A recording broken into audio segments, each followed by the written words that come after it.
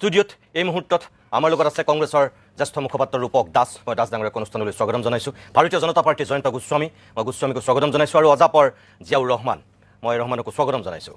প্ৰিয় দৰ্শক, কালিৰ পৰা যিহেতু কাৰ্বি ভূমি উত্তপ্ত হৈছে, খেৰণি জ্বলি চাৰখাৰ হৈছে মোটামুটি, স্বাভাৱিকতেই আজিৰ দিনটোত অভিমতত আমি সেই সন্দৰ্ভতেই কথা পাতিম। শিক্ষামন্ত্ৰী ৰণোজ পেগু, ডিজিপি হৰমিত সিং নিজে উপস্থিত হৈ পৰিস্থিতি শান্ত কৰিবৰ কাৰণে আপ্ৰাণ চেষ্টা কৰিছে, কিন্তু তাৰপিছতো এই মুহূৰ্তলৈকে পৰিস্থিতি ভবাৰ ধৰণে শান্ত হোৱা নাই। ইণ্টাৰনেট কৰ্তন কৰা হৈছে কাৰ্বি আংলঙত, মানুহক বুজোৱা হৈছে, কিন্তু এতিয়ালৈকে যি ধৰণৰ পৰিৱেশ আমি আশা কৰিছোঁ এতিয়ালৈকে হোৱা নাই। আৰম্ভণিতেই সকলো কাৰ্বি আংলংবাসীৰ প্ৰতি আমাৰ অনুৰোধ যে যিকোনো মূল্যৰ বিনিময়ত আপোনালোকে শান্তি সম্প্ৰীতি অটুট ৰাখক, পূৰ্বৰ শান্তি ঘূৰাই আনক। সকলো জাতীয় দল সংগঠনৰ প্ৰতি আমাৰ আহ্বান, আপোনালোকেও আপ্ৰাণ চেষ্টা কৰি কাৰ্বি ভূমিক ৰক্তাক্ত হোৱাৰ পৰা উদ্ধাৰ কৰক, ৰক্ষা কৰক। কিন্তু প্ৰিয় দৰ্শক, এইখিনি মুহূৰ্তত আমি যিসকলে আজিৰ আমাৰ এই অনুষ্ঠান চাইছে, আপোনালোকৰ জ্ঞাতাৰ্থে মই এটা বিশেষ দৃশ্য আৰম্ভণিতে দেখুৱাই ল'ব বিচাৰিছোঁ। এই যে আজি যিবিলাক জ্বলিছে, কালিৰ দিনটোৰ পৰা স্বয়ং তুলিৰাম ৰংহাঙৰ বাসগৃহৰ পৰা যিবিলাক দৃশ্য আপুনি মই দেখিছোঁ, জ্বলিছে, পুলিচ আহত হৈছে, এজন ব্যক্তিৰ চিকিৎসাধীন অৱস্থাত কিছু সময়ৰ পূৰ্বে মৃত্যু ঘটিছে। এই ৰক্তাক্ত পৰিৱেশলৈ যে খেৰণি গুচি গ'ল, কিয়, কাৰ দোষ, ভুল ক'ত? আজিৰ পৰা এক সপ্তাহৰ পূৰ্বেই এই অভিমতৰ মঞ্চত আমি কিছু কথা কৈছিলোঁ। আমি দাবী কৰিব পাৰোঁ যে আমি প্ৰতিদিন টাইম অসমৰ একমাত্ৰ সংবাদ গোষ্ঠী আছিলোঁ য'ত খেৰণিক লৈ আমি অনুষ্ঠান কৰিছিলোঁ, আৰু ধাৰাবাহিকভাৱে যোৱা 15 দিনত প্ৰত্যেক দিনেই মোটামুটি আমি বাতৰি কৰি আছিলোঁ। আন টেলিভিশ্যন চেনেলে সেই কাম কৰিছিলে নে নাই মই নাজানো, কিন্তু আমি দাবী কৰিব পাৰোঁ আমি যিহেতু বাতৰি কৰিছোঁ কাৰণে কৰিছোঁ বুলি কৈছোঁ। আৰু মই নিজে অভিমত কৰিছোঁ কাৰণে আপোনালোকক আজি বুকু ডাঠি ক'ব পাৰিছোঁ যে আমি অভিমতত দৃষ্টিগোচৰ কৰিছিলোঁ চৰকাৰৰ ৰাজনৈতিক দলবিলাকৰ সংশ্লিষ্ট পক্ষৰ, কিন্তু গালু বালু খোলাকটিৰ তাল হৈছিল সকলো। আজি মঙলবাৰ, যোৱা মঙলবাৰে 16 ডিচেম্বৰৰ দিনাখন আমি চচলৰ প্ৰতিবাদ আৰু খেৰণিৰ প্ৰতিবাদক লৈ এই অভিমতত কিছু কথা কৈছিলোঁ। আৰম্ভণিতে মই আজিৰ ষ্টুডিঅ'ৰ অতিথিসকলকো আৰু যিসকল আপোনালোক টেলিভিশ্যনৰ সন্মুখত এই মুহূৰ্তত বহি আছে আপোনালোককো দেখুৱাব বিচাৰোঁ, আৰু ৰণোজ পেগুৰ পৰা মুখ্যমন্ত্ৰী হিমন্ত বিশ্ব শৰ্মালৈকে সকলোৰে মই এবাৰ দৃষ্টি নিক্ষেপ কৰাব বিচাৰোঁ যে আজিৰ পৰা এক সপ্তাহৰ পূৰ্বে আমি কোৱা কথাখিনি যদি অকণমানো গুৰুত্ব দিয়া হ'লহেঁতেন, তেনেহ'লে আজি এই কাৰ্বি ভূমি এনেকৈ নজ্বলিলেহেঁতেন, খেৰণি আজি চাৰখাৰ নহ'লহেঁতেন, এজন যুৱক মৃত্যু নহ'লহেঁতেন, দুজন গুৰুতৰভাৱে আহত হৈ চিকিৎসালয়ত চিকিৎসাধীন হ'বলগীয়া নহ'লহেঁতেন, এই গোষ্ঠী সংঘৰ্ষৰ সূত্ৰপাত নঘটিলেহেঁতেন। আজি খিলঞ্জীয়া আৰু অখিলঞ্জীয়াক লৈ কাৰ্বি ভূমিত যি পৰিৱেশৰ সূচনা হৈছে, সেই পৰিৱেশৰো হয়তো খাম কাটিলহেঁতেন, কিন্তু সেই কথাবিলাকক গুৰুত্ব দিয়া নহ'ল। পুনৰ কৈছোঁ, এক সপ্তাহৰ পূৰ্বে এই অভিমতৰ মঞ্চত আমি কি কৈছিলোঁ চাওক এবাৰ আপোনালোকে। প্ৰথমতে কাৰ্বি আংলঙৰ খেৰণিত আজি 10 দিন হৈছে, যেনেকৈ চচলৰ প্ৰতিবাদ 16 দিন হৈছে, খেৰণিৰ সেই প্ৰতিবাদেও আজি 10 দিন অতিক্ৰম কৰিলে। আমৰণ অনশন কৰি একাংশ অসুস্থ হৈছে, চিকিৎসালয়ত ভৰ্তি কৰিবলগীয়া অৱস্থাৰ সৃষ্টি হৈছে, চেলাইন লৈ আছে, বহুতে ট্ৰিটমেণ্ট কৰি আছে, কিন্তু তাৰপিছতো কোনো ধৰণৰ তেওঁলোকৰ দাবীৰ প্ৰতি ভূক্ষেপ নাই।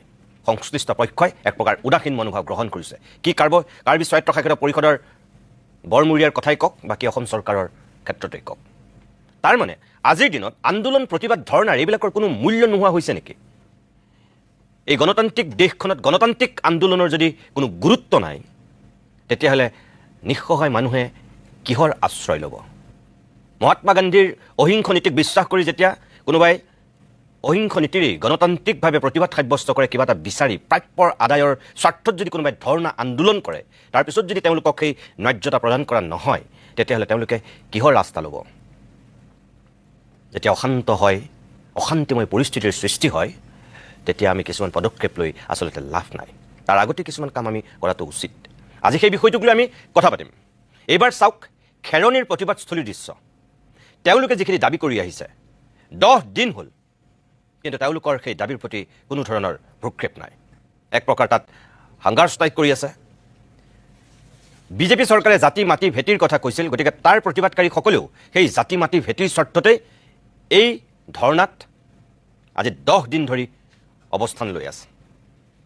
কিন্তু কি তুলিৰাম ৰংহাং, কি মুখ্যমন্ত্ৰী হিমন্ত বিশ্ব শৰ্মা, তেখেতসকলে সেই ক্ষেত্ৰত কোনো ধৰণৰ এতিয়ালৈকে গুৰুত্ব প্ৰদান কৰা নাই। মই পুনৰ কৈছোঁ, কোনোবাজন অসুস্থ হৈছে, তেওঁলোকে অনশন কৰিছিল, চেলাইন দিবলগীয়া হৈছিল, চিকিৎসালয়ত ভৰ্তি কৰিবলগীয়া হৈছিল। অতি কমেও 6-7জনক চিকিৎসালয়ত ভৰ্তি কৰোৱা বাতৰি আমাৰ ইয়াতেই টেলিকাষ্ট হৈছে। যিসকলে আপোনালোকে দেখিছে, আপোনালোকে জ্ঞাত হয়তো, আৰু যিসকলে দেখা নাই তেখেতসকলৰ জ্ঞাতাৰ্থে মই এই দৃশ্যটো দেখুৱাইছোঁ। তেওঁলোকৰ বহুতেই বহুত ধৰণৰ কথা কৈছে। মই দুজন ব্যক্তিৰ দুটা বক্তব্য আপোনালোকক এই মুহূৰ্তত দেখুৱাই লওঁ, তাৰপিছত ষ্টুডিঅ'ৰ অতিথিসকলৰ কাষলৈ উভতি আহিম। 9 দিন হৈছে আজিৰ পৰা, কিন্তু এইখিনি অতি দুৰ্ভাগ্যজনক বুলি ক'ব লাগিব যে যিটো বিষয়ৰ ওপৰত ইয়াত অনিৰ্দিষ্টকালীন অনশনৰ কাৰ্যসূচী আৰম্ভ কৰিছে প্ৰতিবাদকাৰীসকলে, এইটো সংক্ৰান্তত কিন্তু আজিলৈকে কাৰ্বি আংলং অট'নমাছ কাউন্সিলেই হওক বা অসম চৰকাৰৰ তৰফৰ পৰাই হওক কোনো ধৰণৰ ৰেছপন্স আমি তেওঁলোকে দেখা পোৱা নাই। এইটো অতি দুৰ্ভাগ্যজনক।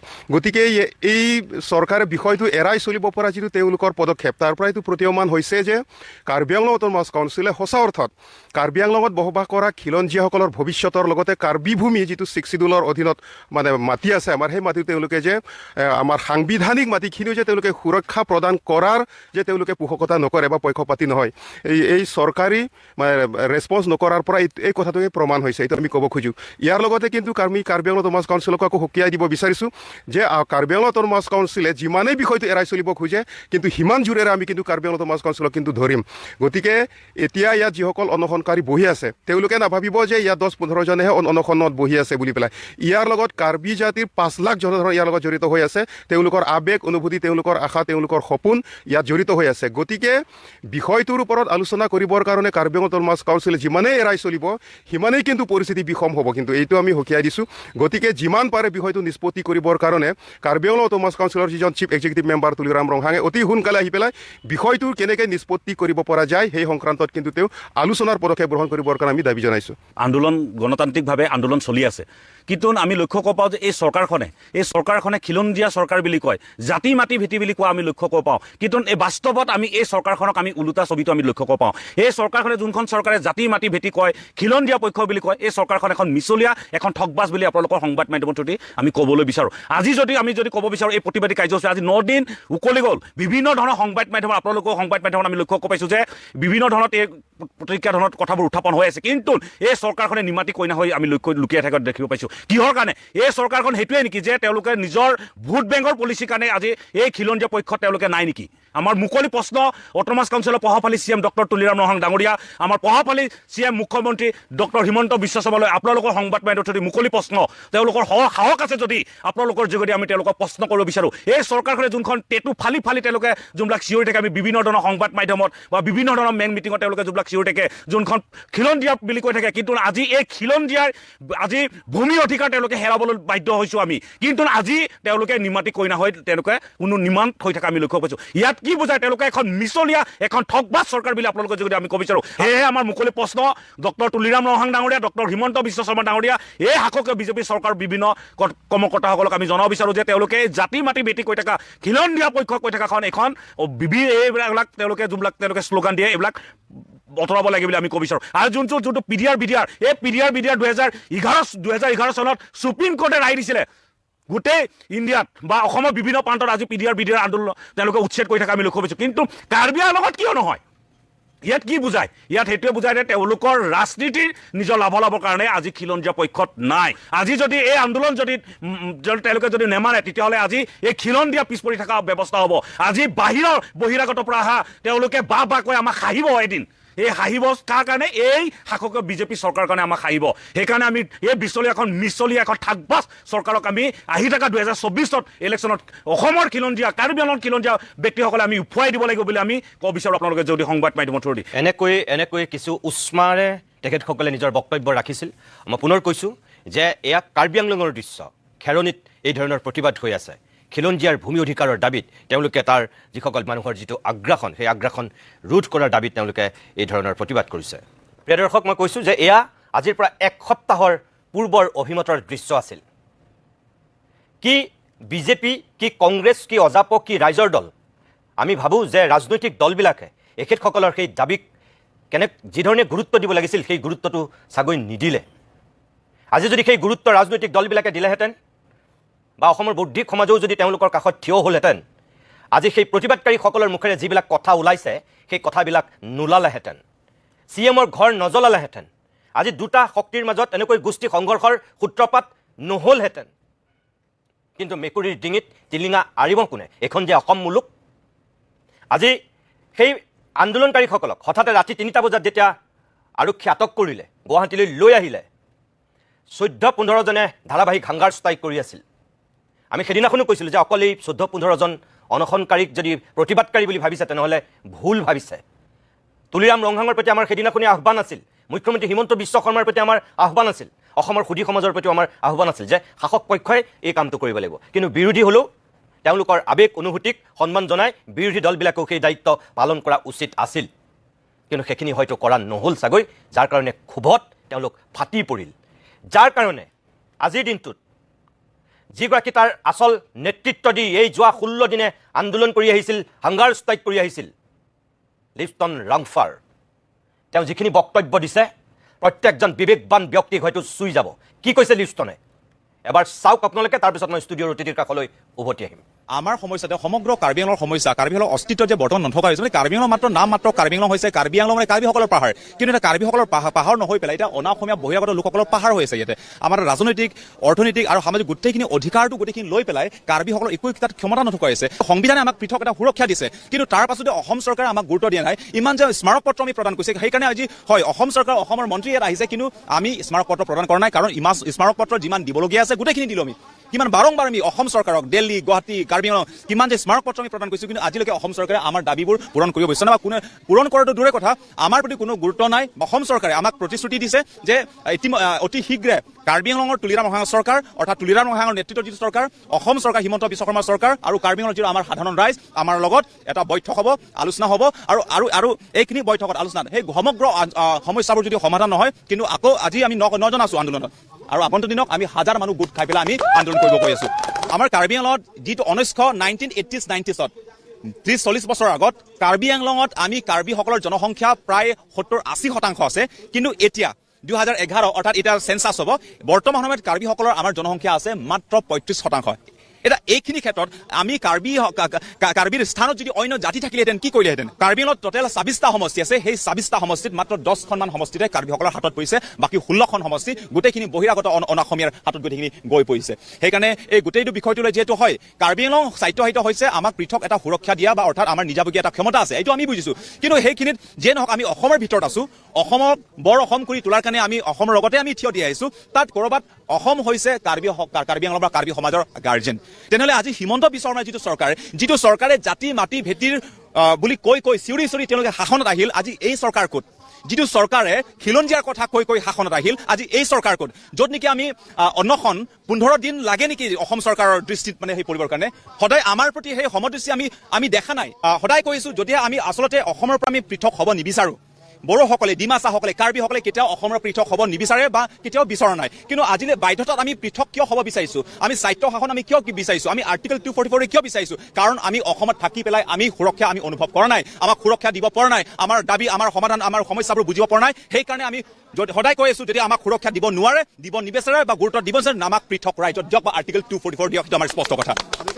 যেতিয়া অসমৰ সমস্যা হয় কাৰ্বিসকলৰ সমস্যা হৈ পৰে, কিন্তু যেতিয়া কাৰ্বিসকলৰ সমস্যা হৈ পৰে কিন্তু অসমৰ সমস্যা নহয়। সেইকাৰণে আমি সুধিব বিচাৰিছোঁ কাৰ্বিসকলৰ চকু পানী, কাৰ্বিসকলৰ তেজ, কাৰ্বিসকলৰ প্ৰাণ কি অসমীয়াৰ প্ৰাণ নহয়? অসমীয়াৰ তেজ নহয়? অসমীয়াৰ চকু পানী নহয়? যদিহে নহয় আমাক পৃথক কৰি দিয়ক, আমাক স্বায়ত্তশাসন দিয়ক। যিটো সংস্থাপন, যিটো সুৰক্ষা দিব লাগে নিজেই আমি বহন কৰিম, নিজেই নিজক চোৱা চিতা কৰিম, সেইটো আমাৰ চিধা কথা। আমি অসমৰ কাৰণে আমি কি কৰা নাই? অসমৰ কাৰণে কোনটো পৰ্যায়ত আমি থিয় দিম? আমি প্ৰাণ দিছোঁ, তেজ দিছোঁ, অসম আন্দোলনৰ পৰা আৰম্ভ কৰি পেলাই বিভিন্ন ধৰণৰ ভাষা আন্দোলন, অসম আন্দোলন গোটেইখিনি আমি কাৰ্বি সমাজে আমি ত্যাগ কৰিছোঁ বা আমি প্ৰাণখিনি আহুতি দিছোঁ। আপোনালোকে লাগিলে অসমবাসী এটা সেই শ্বহীদ তালিকা 855 জন যিটো শ্বহীদ তালিকা, সেই শ্বহীদ তালিকাত চাওক, তাত যে কিমান 855 জনকে যিমানখিনি সেই শ্বহীদসকলৰ কথা কৈ থাকে, কিন্তু যে তাত 855 জনৰ ভিতৰত যে তাত কিমান 50-60 জন যে কাৰ্বি সমাজৰ পৰা কাৰ্বিসকলে নিজৰ প্ৰাণখিনি দিলে, এই কথা যাতে অসমৰ অসমীয়া যাতে মনত ৰাখে আৰু হিমন্ত বিশ্ব শৰ্মাই এই কথা মনত ৰাখে আৰু অসমৰ যিমানখিনি জ্যেষ্ঠ নেতাসকল আছে এই কথাষাৰ যাতে মনত ৰাখে।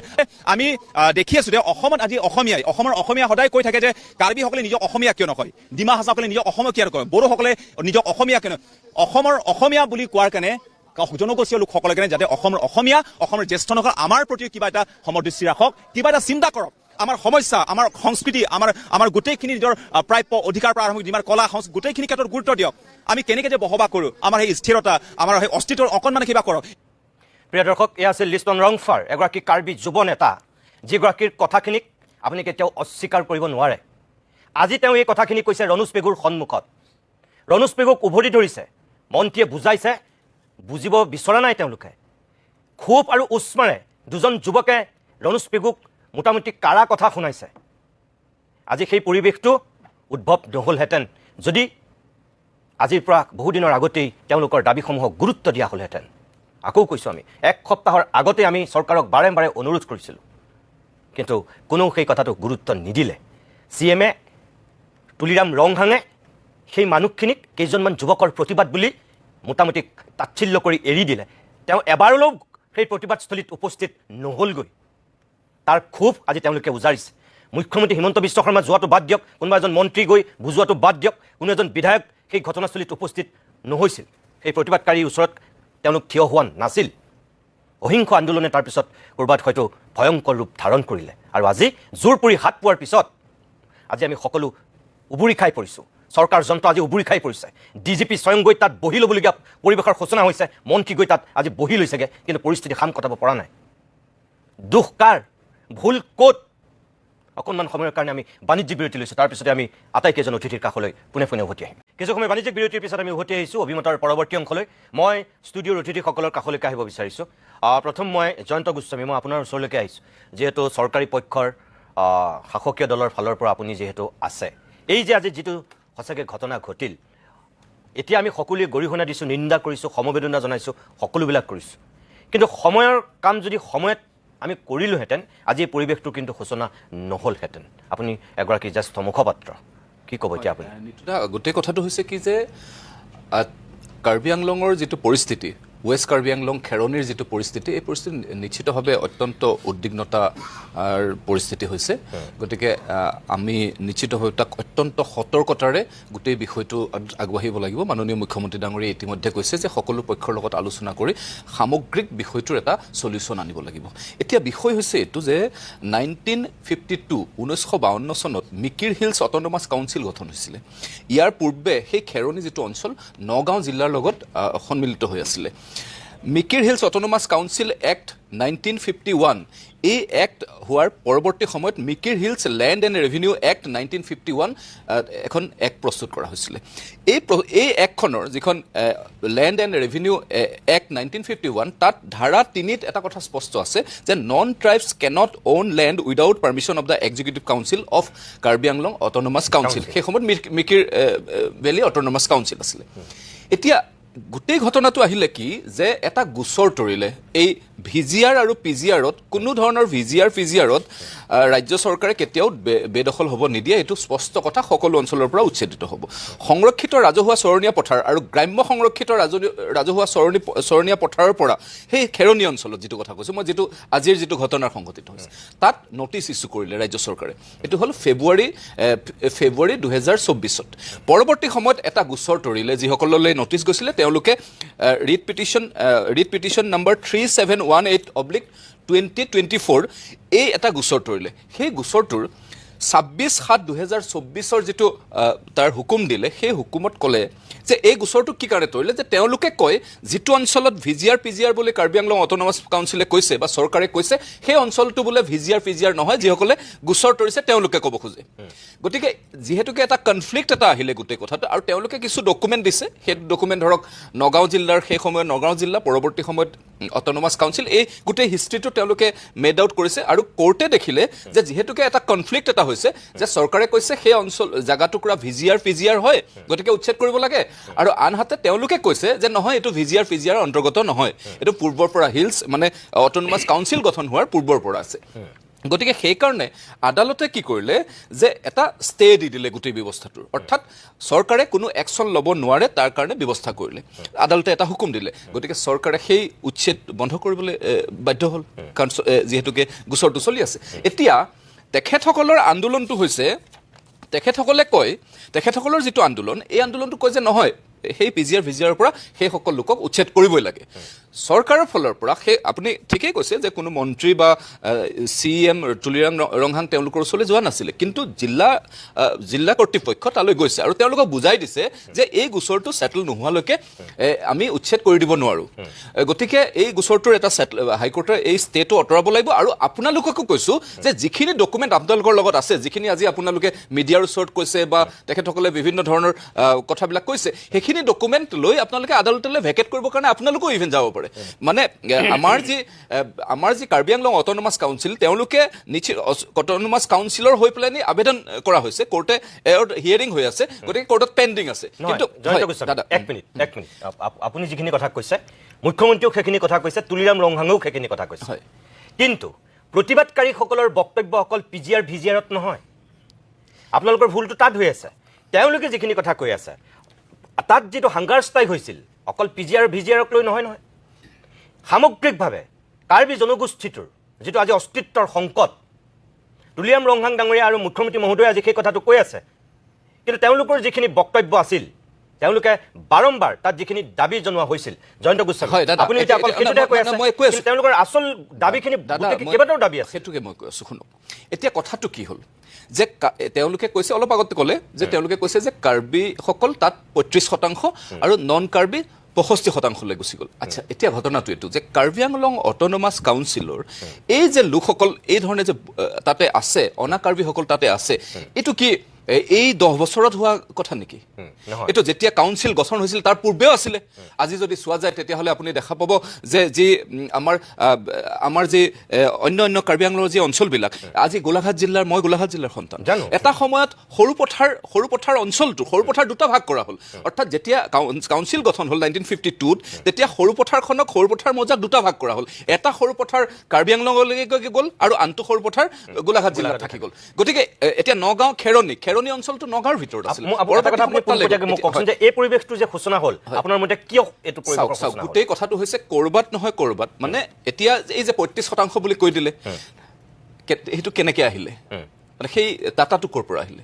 এই ডাটাটোতো নতুন ছাৰ্ভে হোৱা নাই, বা সেই যোৱা ছাৰ্ভেত, ইয়াৰ পূৰ্বৰ ছাৰ্ভেত সেই ধৰণেতো কৰা নাছিলে যে কাৰ্বি নন কাৰ্বি, এই ধৰণেতো কোনো ছাৰ্ভে হোৱা নাছিলে। কিন্তু এই 35%টো ক'লৈ আহিলে, ক'ৰ পৰা আহিলে? গতিকে আমি ভাবোঁ যে ক'ৰবাত নহয় ক'ৰবাত এটা ক'ৰবাত মিছ আণ্ডাৰষ্টেণ্ডিং এটা ক'ৰবাত হৈছে, আৰু সেইটোকে মুখ্যমন্ত্ৰী ডাঙৰীয়াই কৈছে যে এই যে মিছ আণ্ডাৰষ্টেণ্ডিং যিটো হৈছে, সেই মিছ আণ্ডাৰষ্টেণ্ডিংটো আলোচনা কৰি তাক কৰিব লাগিব। আৰু আপোনাৰ যোগেদি আহ্বান জনাম, আজি অত্যন্ত সংবেদনশীলতাৰে আপুনি এই শ্ব'টো কৰিছে, মই সকলো কাৰ্বিবাসীক, সকলো অসমবাসীক আহ্বান জনাম যাতে সামগ্ৰিক বিষয়টো অত্যন্ত আমি সুচাৰুৰূপে, যাতে অত্যন্ত সমীহভাৱে আমি এই গোটেই বিষয়টো যাতে সোনকালে সমাধান হয়, যাতে কাৰ্বি আংলঙত কোনো ধৰণৰ যাতে আৰু এটাও অপ্ৰীতিকৰ পৰিস্থিতি সৃষ্টি নহয়, আৰু এটা পিচফুল কাৰ্বি আংলং যাতে প্ৰতিষ্ঠা হয়। ঠিক আছে।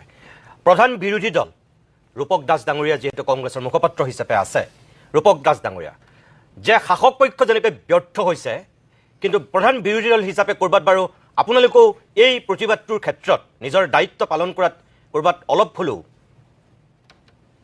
আপোনালোক ব্যৰ্থ হ'ল নেকি? ব্যৰ্থতা বুলি স্বীকাৰ কৰিবলৈ অলপ অসুবিধা হৈছে। ব্যৰ্থতা আপুনি যেনেকৈ কৈছে, প্ৰথম কথা হ'ল শাসকীয় দল, আৰু তাত যিখিনি তেওঁলোকৰ কথা, অকল PGR VGR আপুনি ইতিমধ্যে কৈছে, জয়ন্ত গোস্বামী ডাঙৰীয়াই দীঘলকৈ ক'লে যে অকল আইনী মেৰপেচ থকাৰ কাৰণেহে তেওঁলোকে পৰা নাই বুলি তেওঁ ৰাইজক পতিয়ন নিব বিচাৰিছে। কিন্তু আচলতে কথাবিলাক তেনেকুৱা নহয় চাগে, কাৰণ যিখিনি বক্তব্য আজি কাৰ্বি আংলঙৰ জনজাতি ভাইসকলক শুনিলোঁ, তাৰ পৰা এনেকুৱা অনুভৱ হয়, বা এই চৰকাৰখনৰ যি এতিয়ালৈ 10-11 বছৰৰ যি তেওঁলোকৰ দীঘলীয়া পৰিক্ৰমা, তাত যিবিলাক কথা হৈছে, কৃষক আন্দোলনেই হওক, কা আন্দোলনেই হওক, বা যিকোনো গণতান্ত্ৰিক আন্দোলনকে তেওঁলোকে কোনো ধৰণৰ গুৰুত্ব প্ৰদান আজিলৈকে কৰা আমি দেখা নাই। আৰু এইবাৰো তেওঁলোকে সেইটো কামেই কৰিছিল। তেওঁলোকে আজি যেনেকৈ কৈছে যে আইনৰ মেৰপেচ বা আদালতৰ মেৰপেচৰ কাৰণে কৰিব পৰা নাই, কিন্তু অকল তেওঁলোকৰ মাটিখিনিৰ সমস্যাই নহয়, তেওঁলোকে সেই কাৰ্বি ভূমিত য'ত 6 শিডিউল আছিলে, সেনেকুৱা জেগাত তেওঁলোকে কাক মাটি দিছে, কোন বহিছে, এই কথাবিলাক বহুত আগৰ পৰা চলি আছিল। এতিয়া তেওঁ যিটো কৈছে, আজি ক'লে যে ছাৰ্ভে হোৱা নাই, তেওঁ কেনেকৈ 35 আৰু 65% কথা ক'লে, তেতিয়াহ'লে কাৰ্বি ভূমি বাদ দি অসমৰ অন্য জিলাসমূহত তেওঁলোকে কেনেকৈ কৈ দিয়ে কোন কিমান বসতি আছে? সেইটোত জানো ছাৰ্ভে হৈছে? যদি তেওঁলোকৰ হোৱা নাই, চেঞ্চাছ হোৱা নাই, তেওঁ ক'লে, তেতিয়াহ'লে বাকীবিলাকত হৈছিল নেকি? তেতিয়াহ'লে তেওঁলোকে 35-65টো ক'ৰ পৰা আনিছিল? এইবিলাক যে তেওঁলোকে মিছা কথা কয়, এনেকুৱা ধৰণৰ কথাৰ কাৰণেই যে ঘটনাবিলাক বেয়া হয়, আজি তেওঁ যিটো প্ৰশ্ন কৰিলে যে কাৰ্বি ভূমিৰ আজি সেই জনজাতীয় ভাইজনে যিটো 35 আৰু 65 কওঁতে তেওঁৰ গাত লাগিছে, কিন্তু অসমৰ বাকী অঞ্চলসমূহত জিলাসমূহত যেতিয়া 35-65 কথাটো তেওঁলোকে আনে তেতিয়া কিহৰ ভিত্তিত আনিছিল, তাৰ সত্যতা কিমান, এই কথাবিলাকো তেওঁ যদি কৈ দিয়ে তেতিয়া ৰাইজে ভাল পাব। নহ'লে তেওঁলোকে যে দুমুখীয়া চৰিত্ৰ বহন কৰে বুলি আমি কৈ থাকোঁ, সদায় কৈ থাকোঁ, এই কথাবিলাক তেওঁলোকৰ এই বক্তব্যবিলাকে প্ৰমাণ কৰে। দ্বিতীয় কথা, তেওঁ কৈছে যে জাতি মাটি ভেটিৰ কথা কোৱা তেওঁলোকক আমি ভোট দিছিলোঁ, ক্ষোভিত হ'ব, কাৰণ আশা কৰিছিল, তেওঁলোকে ভাবিছিল যে কংগ্ৰেছে নকৰিলে কংগ্ৰেছ বেয়া, ক'ৰবাত হয়তো আমাক বেয়া পাইছিল, সেইকাৰণে আমাক 15 বছৰ শাসনকালৰ পিছত তেওঁলোকে আমাক অসমৰ পৰা হয় শাসন, সেইটো মানি ল'ব লাগিব, সেইটো হয়। আৰু ৰাজনীতিত থাকে দীঘলীয়া সময়লৈ থাকিলে অলপ তেনেকুৱা কথা আহে। এতিয়া তেওঁলোকে যিহেতুকে এটা আশা কৰিছিল, আৰু এই দলটোৱে তেওঁলোকে দেখাইছিল যে পৰিৱৰ্তন কৰি দিম বুলি তেওঁলোকে এটা সপোন দেখাইছিল, খুব সপোনবিলাক সঁচাই বৰ মিঠা হয়, আৰু বিশেষকৈ খিলঞ্জীয়া মানুহৰ অস্তিত্ব অধিক দৃঢ় হ'ব বুলি কোৱা হৈছিল। সেই ধৰণৰ কথাবিলাক যেতিয়া কৈছিল, আৰু আজি 10টা বছৰ ৰখাৰ পিছত দুজন বেলেগ বেলেগ ধৰণৰ মুখ্যমন্ত্ৰী পালে, তাৰপিছত জনজাতীয় মুখ্যমন্ত্ৰী পালে, তাৰপিছত আৰু এজন বেলেগ মুখ্যমন্ত্ৰী পায়ো যেতিয়া তেওঁলোকৰ সমস্যাসমূহ সমাধান নহ'ল, সমস্যা আৰু ঘনীভূত হ'ল, আৰু বেছি হ'ল, তেতিয়া তেওঁলোকে সন্দেহৰ চকুৰে চাব ল'লে যে এওঁলোকৰ লগত একো নহ'ব। এওঁলোকে এই বক্তব্যবিলাক খালি ৰাজনৈতিক স্বাৰ্থৰ কাৰণে কয়। এই কথাবিলাক আজি সকলো অঞ্চলৰ ৰাইজে বুজি উঠিছে, আৰু বুজি উঠাৰ কাৰণে তেওঁলোকে এনেকুৱা পদক্ষেপ লৈছে। কিন্তু যি ধৰণৰ হিংসাত্মক কাৰ্যকলাপ কৰিছে তাৰ প্ৰতি আমাৰ সমৰ্থন নাই। আমি অহিংস নীতি, গান্ধীজীৰ নীতিমতে আদৰ্শমতে চলি শান্তিপ্ৰিয়ভাৱে তেওঁলোকে দাবীসমূহ উপস্থাপন কৰক। আপুনি কি বুলি ভাবে, কিয় তেনেকুৱা পৰিৱেশৰ হঠাৎ সূচনা হ'ল বুলি ভাবে? নাই, এই কথাবিলাক চাওক, এইটো এদিনত হোৱা কথা নহয়। আপুনি যেনেকৈ ক'লে যে 17টা দিন, 6 ডিচেম্বৰত প্ৰথম তেওঁলোকৰ আৰম্ভ হৈছিলে, তাৰ পৰা 17টা দিন হ'ল, কোনো এজন নগ'ল। এতিয়া প্ৰথম কামটো কাৰ হয়, যে ডিষ্ট্ৰিক্ট কাউন্সিল আছে, তেওঁলোকে চাব লাগিছিল। আৰু যি ধৰণৰ বিয়াগুম কেলেংকাৰী হৈছে, মানুহে আজি মধ্যবিত্ত বুলিবলৈ নাই, মধ্যবিত্তৰ হাতত আজি পইচাৰ অভাৱ হৈছে, আৰু এক শ্ৰেণী মানুহৰ হাতত টকা হৈছে, উভৈনদী হৈছে। য'ত দেশৰ 40% সম্পদ যদি 1% মানুহৰ হাতত থাকে, তেতিয়াহ'লে সেই দেশৰ অৰ্থনীতিয়ে কি সূচায়, সেই কথাবিলাক কিন্তু ভাবিবৰ হ'ল। এই ধৰণৰ কথাবিলাকৰ কাৰণে আজি এই ধৰণৰ কথাবিলাক আহিছে। আৰু তেওঁলোকে প্ৰায় কয় যে এটা খালী সম্প্ৰদায়ৰ পৰা অসম মানে হেৰি হৈছে, অসমৰ ভাবুকি স্বৰূপ হৈছে। কিন্তু যদি এই গাঁৱত যেতিয়া আজি তাত গৈছে, অনা অসমীয়াবিলাকো আজি ভাবুকি হৈ উঠা নাই জানো? আজি কাৰ্বি ভূমিত কি হৈছে, তাততো মিয়া নাই, কেলে নাই? তাত আজি অনা অসমীয়া কোন, কাৰ লগত হৈছে? আজি কাৰ লগত হৈছে? আজি হৈছে বিহাৰীসকলৰ লগত। ক'ৰ মানুহ? ভাৰতীয় মানুহ। তেতিয়াহ'লে তেওঁলোকৰ লগত যে হৈছে, তাৰমানে অসমীয়াৰ, মই ক'ব বিচাৰিছোঁ এইটোৱে, তেওঁলোকে খালি এটা জাতি জনগোষ্ঠীক নকৰাকৈ তেওঁলোকে সকলো অসমীয়াৰ প্ৰতি কি কি বস্তু ভাবুকি হ'ব পাৰে সেইখিনি প্ৰথমতে তেওঁলোকে বুজি পোৱাটো উচিত। আৰু যদি খালি এটা জাতি জনগোষ্ঠীক লৈ পেলাই এই ধৰণে কাম কৰে, তেতিয়াহ'লে তেওঁলোকৰ এই ধৰণৰ ভুলবিলাক হৈ থাকিব, কাৰণ ইয়াত তেওঁলোকে গুৰুত্ব নিদিলে। আজি যদি তাত বেলেগ থাকিলেহেঁতেন তেওঁলোকে ইমান দিনে কৰি পেলালে হয়।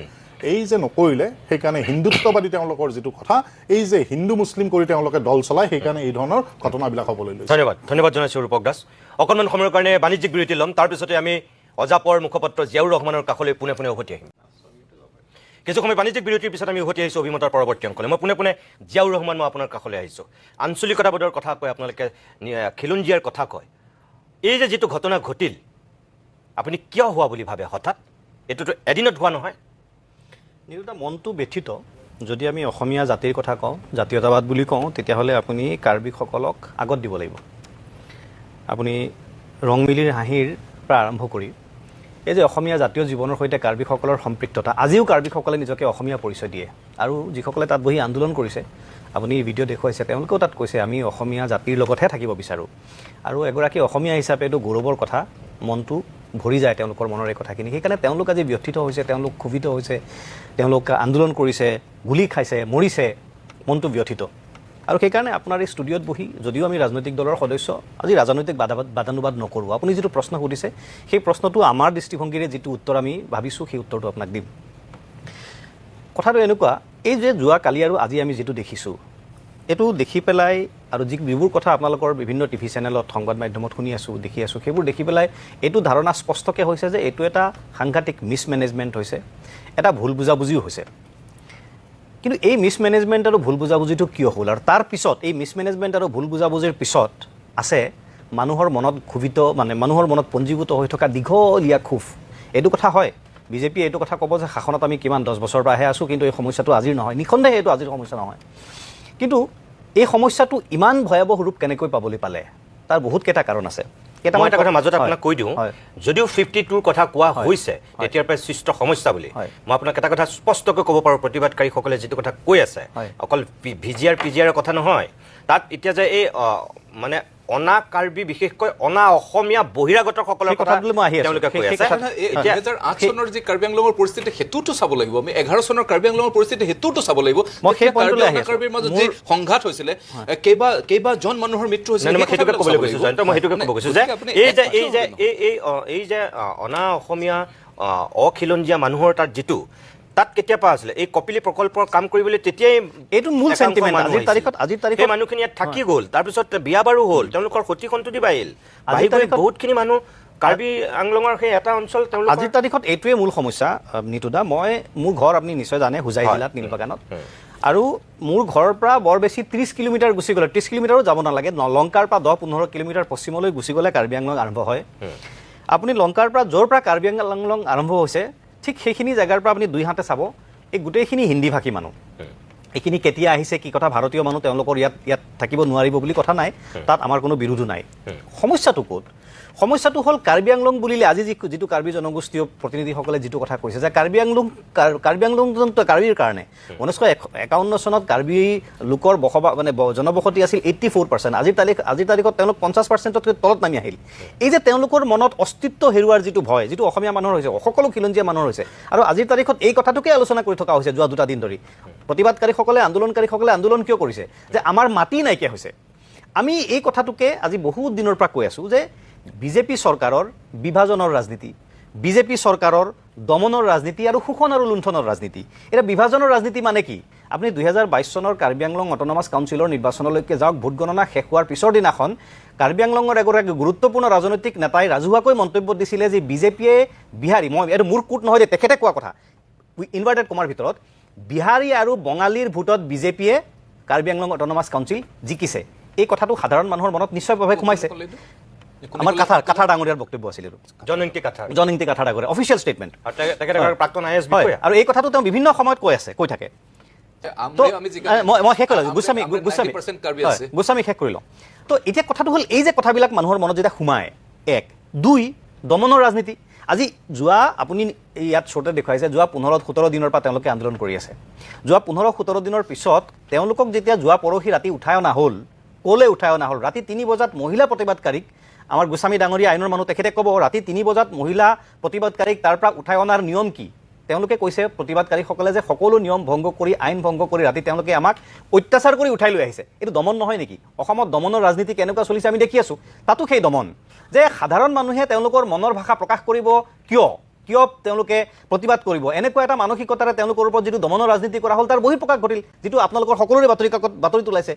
শোষণ আৰু লুণ্ঠনৰ ৰাজনীতি। আজি কাৰ্বি আংলং অসম চৰকাৰৰ মুখ্যমন্ত্ৰী হিমন্ত বিশ্ব শৰ্মা ডাঙৰীয়াৰ তুলিৰাম ৰংহাং ATM বুলি মানুহে মুকলিভাৱে ক'বলৈ আৰম্ভ কৰিছে।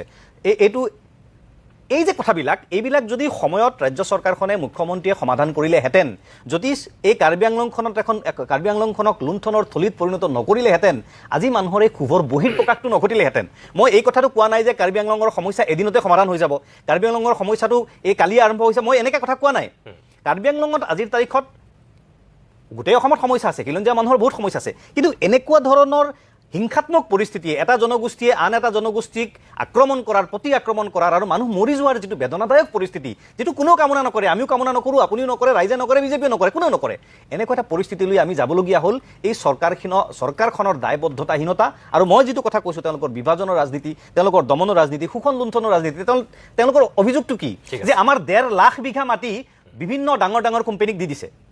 বিভিন্ন ডাঙৰ কোম্পানীক 1.5 লাখ বিঘা মাটি কাৰ্বি আংলঙক চৰকাৰে দিছে, কিন্তু এই 11,000 বিঘা PGR ভূমিত থকা বাহিৰৰ পৰা যিসকল মানুহ আহিছে, এটা সময়ত ছাৰ ছাদুল্লাহ চৰকাৰে ব্ৰিটিছৰ সময়ত বাংলাদেশৰ সেই সময়ৰ পূব পাকিস্তানৰ পৰা মানুহ অনাৰ কাৰণে আজি অসমৰ মানুহে আমি ভুগি আছোঁ, হিন্দু মুছলমান আমি সকলোৱে ভুগি আছোঁ।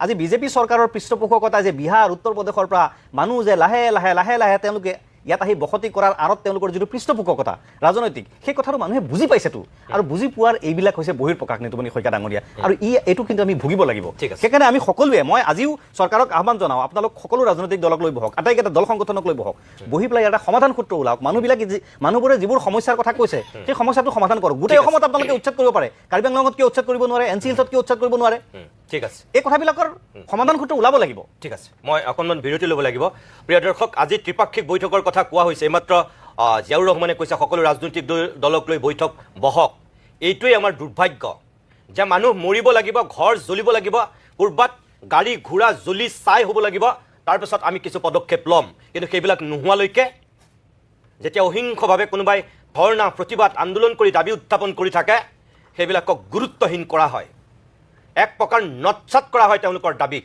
আৰু যেতিয়া হিংসাত্মক ৰূপ ধাৰণ কৰি কোনোবা মৰে কোনোবা জ্বলে তেতিয়া আমি সকলো উবুৰি খাই পৰোঁ গুৰুত্ব দিওঁ এই 16 দিন হোৱা এই প্ৰতিবাদ আজি এই ভয়ংকৰ ৰূপ ধাৰণ কৰাৰ আঁৰত কি আছিল তেওঁলোকৰ আজি যে ত্ৰিপাক্ষিক বৈঠক তুলিয়াম ৰংহাং অসম চৰকাৰ প্ৰতিবাদকাৰীৰ মাজত এতিয়া ৰণোজ পেগুৱে গৈ ক'বলগীয়া হৈছে যে ত্ৰিপাক্ষিক বৈঠক আমি কৰিম তেওঁলোক আহিব আমাৰ লগত এই কামটো কি আগতে কৰিব নোৱাৰিলেহেঁতেন এই এজন কাৰ্বি যুৱক মৰিবলগীয়া হ'ল কিয় কেইবাজনো গুৰুতৰভাৱে আহত হৈছে কিয় 38 জন আৰক্ষী আহত হৈছে স্বয়ং IGP এজনৰ ভৰি তেজেৰে লুতুৰি পুতুৰি হৈ চিকিৎসাধীন হ'বলগীয়া হৈছে DGPৰ কান্ধত আঘাত লাগিছে আৰু কিমানজন যে আহত হৈছে তাৰ কোনো চিন মুকাম নাই উভয় পক্ষৰে কি খিলঞ্জীয়া কি অখিলঞ্জীয়া দুইটা পক্ষৰ যিটো যুযুধান ৰূপ এয়া কি আগতীয়াকৈ ঠিক কৰিব পৰা ব্যৱস্থা নাছিল আছিল আন্তৰিকতাৰ অভাৱ সদিচ্ছাৰ অভাৱ আৰু গুৰুত্ব নুবুজাৰ মনোভাৱ ইয়াৰ কাৰণে একমাত্ৰ জগৰীয়া কি দিছপুৰ কি ডিফু সকলোৰে ইয়াৰ কাৰণে দুখ আছে দায়ী তেওঁলোকে ক'লে নহ'ব এতিয়া আজি যিমানেই যি কথা নকওক কিয় ৰাজনৈতিক দলৰ নেতাসকলে মুখ্যমন্ত্ৰীৰ পৰা CMলৈকে আজি ঘৰ নজ্বলিলেহেঁতেন যদি তেওঁলোকৰ অহিংস আন্দোলনৰ সেই প্ৰতিবাদক গুৰুত্ব দিলেহেঁতেন আৰু এতিয়া কৈছে ভুল বুজাবুজি হ'ল আৰে ভুল বুজাবুজি কোনে দূৰ কৰিব লাগিছিল কাৰ দায়িত্ব আছিল অকণমান সময়ৰ কাৰণে আমি বাণিজ্যিক বিৰতি লৈ লৈছোঁ সময় বাণিজ্যিক বিৰতিৰ পিছত আমি উভতি আহিছোঁ আজিৰ অনুষ্ঠানটোৰ শেষ অংশলৈ প্ৰিয় দৰ্শক মই আজি ৰণোজ পেগু যেতিয়া সেই প্ৰতিবাদস্থলীত উপস্থিত হৈছিল ৰণোজ পেগুৰ সন্মুখত তাৰ প্ৰতিবাদকাৰীসকলে যিধৰণে বক্তব্য ৰাখিছিল মই মাত্ৰ দুজন ব্যক্তিৰ অকণমান বক্তব্য এইখিনি মুহূৰ্তত আপোনালোকক দেখুৱাব বিচাৰোঁ যিসকলে দিনৰ ভাগত সেই পৰিৱেশটো দেখা নাছিল চাওক আপোনালোকে অকণমান আপোনাৰ ওচৰত আপুনি আহিছে ভালে কিন্তু আমাৰ পাব্লিকৰ ডিমাণ্ড যোনটো আছে সেইটো বহুদিনৰ পৰা আমি মানে তুলিৰাম ৰহাং যোনটো আমাৰ CM হয় তাক অলপ মানে আমি পাব্লিক হৈ কথা পাতিবলৈ আমি বিচাৰি আছিলোঁ সি তেখেতে মানে আহিম বুলি ডেটটো দিছিলে আমাক কিন্তু সি অহাই নাই সেইটোৱে কথাটো মিলিছোঁ কিহৰ কাৰণে অহা নাই সেইটো আমি সুধিব বিচাৰিছোঁ জানিব বিচাৰিছোঁ আমি মিটিং কৰিবৰ কাৰণে আমাৰ CMক মাতা হোৱা নাই কিন্তু যিটো আমাৰ দাবী আমাৰ পাব্লিকৰ দাবী যিটো আছিল আমাৰ পিজিআৰ মেচিন যিটো লেন আছিল এইটো ইলেকশ্যন হ'বই লাগিব আমাৰ এইটো কিমান বছৰ পৰা আমি ইয়াত প্ৰটেষ্ট কৰি আছিলোঁ আমি ইয়াত ধাৰণা বহি আছিলোঁ তথাপি আছিলোঁ যে হ'ব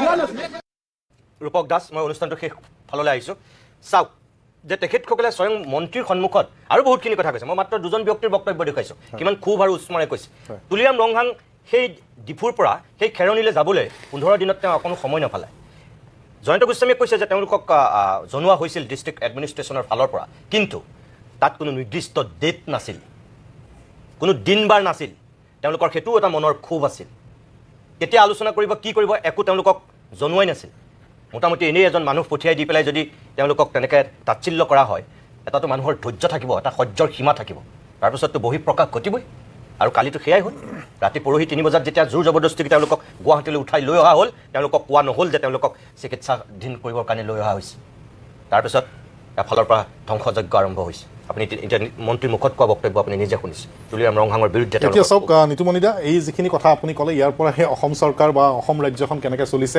আপুনি গোটেইখিনি কথা কৈয়ে দিলে যে ডিফুৰ পৰা স্বাস্থ্য পৰীক্ষা কৰিবৰ কাৰণে গুৱাহাটীলৈ আনিবলগীয়া হ'ল ৰাতি 3টা বজাত তাৰমানে বাটত থকা হস্পিটেলবিলাকত কোনো কাম নাই ঘৰকেইটা আছে হয়তো তাত সেই ধৰণৰ পৰীক্ষাখিনি প্ৰাথমিক পৰীক্ষাখিনি কৰিব পৰাও তাত কোনো ধৰণৰ ব্যৱস্থাপনা নাই এক মই চমুকৈ কৈ যাব বিচাৰিছোঁ মই বিজেপিৰ সুধিব বিচাৰিছোঁ দ্বিতীয় কথা হ'ল আপুনি ক'লে এই যে তেওঁলোকে কৰে কি কৰে তেওঁলোকে কোনো ধৰণৰ গুৰুত্বহীন আপোনাৰ যিটো গণতান্ত্ৰিক প্ৰক্ৰিয়া সেইটো তেওঁলোকে নামানে গণতান্ত্ৰিক প্ৰক্ৰিয়াৰ মানে যিটো গণতান্ত্ৰিক প্ৰক্ৰিয়া অহিংস নীতি এইবিলাক এই চৰকাৰখনৰ মন মগজুত এই শব্দবিলাকৰ কোনো স্থান নাই সেইকাৰণে তেওঁলোকে যেতিয়ালৈ ৰক্তক্ষয়ী কাম নহয় যেতিয়ালৈ মানুহ মৃত্যুমুখত নপৰে তেওঁলোকৰ গাৰ নোম নলয় যেনেকৈ সেই কা আন্দোলনেই হওক বা আজি কাৰ্বি ভাইসকলৰ আন্দোলনেই হওক বা তেওঁলোকৰ এই যি তেওঁলোকে হেৰি কৰিছিলে আৰু কথা হ'ল বাকী আৰু ফাঁকি মিছা কথা দি তেওঁলোকে চৰকাৰ চলাব বিচাৰিছিলে জাতি মাটিৰ ভেটি কথা কৈ আজি খিলঞ্জীয়া ভূমিপুত্ৰসকলে তাৰ কাৰণে হাহাকাৰ কৰিবলগীয়া হৈছে আৰু এই যিখিনি আপুনি কথা ক'লে যে তেওঁলোকে কি কৰিছে তেওঁলোকে সকলো কথাত মিছা কৈছে সকলো কথাত তেওঁলোকে খালি